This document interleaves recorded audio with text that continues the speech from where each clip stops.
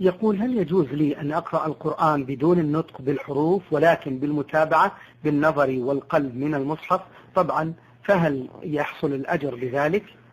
لا، ليس في ذلك أجر. يعني لا يحصل للإنسان أجر القراءة إلا إذا نطق بالقرآن، ولا نطق إلا بتحريك الشفتين واللسان.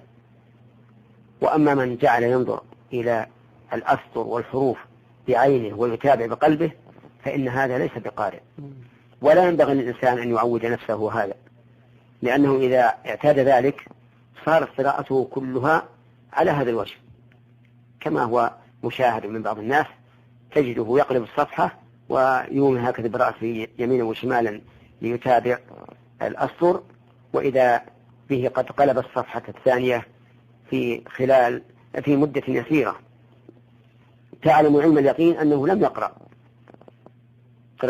قراءة نطق.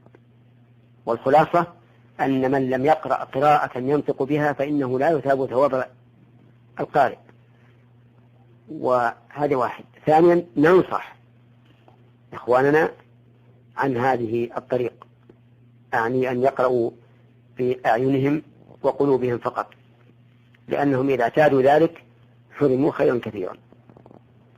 نعم. جزاكم الله خيرا.